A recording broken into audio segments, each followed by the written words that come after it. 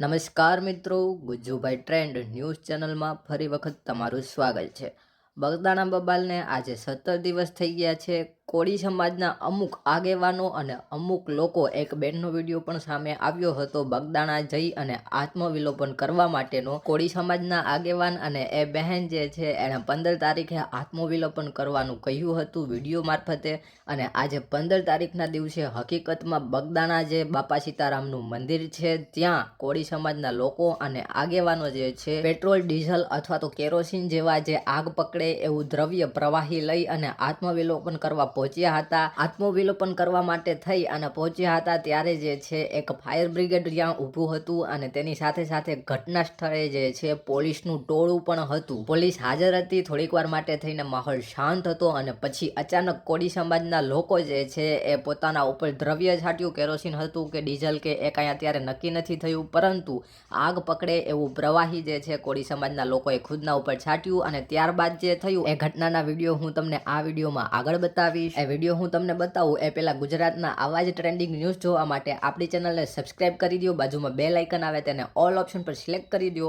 આ વિડીયોને લાઇક કરી અને શેર કરી દેજો અને વિડીયો જોઈને કોમેન્ટ સેક્શનમાં તમારો અભિપ્રાય લખવાનું ના ભૂલતા। અને એ આત્મવિલોપન બાદ જે છે કોળી સમાજના એક આગેવાનનો વિડીયો પણ સામે આવ્યો છે જેણે પોલીસ પ્રશાસન ઉપર પ્રહાર કર્યા છે। એ વિડીયો પણ હું તમને આગળ બતાવું છું।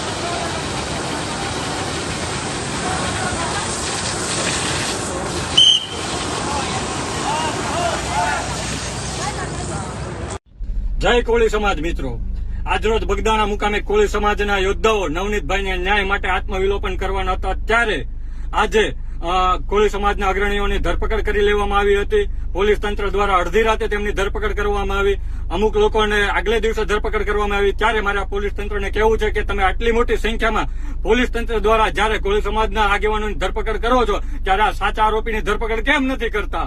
આજરોજ જો ભલે તમે ધરપકડ કરી પણ કોળી સમાજ શાંતિથી જંપવાનો નથી અને જ્યાં સુધી ન્યાય ન મળે ત્યાં સુધી લડાઈ ચાલુ રાખવાનો છે। અને આજરોજ અમે કીધું હતું કે બગદાણા ધામ ખાતે આત્મવિલોપન કરશે, તેમાં અમારી ટીમના 2 સભ્યોએ સ્થળ પર જઈ અને આત્મવિલોપન કરવાનો સંપૂર્ણ પ્રયાસ કર્યો છે અને તેને પોલીસ દ્વારા ફરીથી ધરપકડ કરવામાં આવી છે।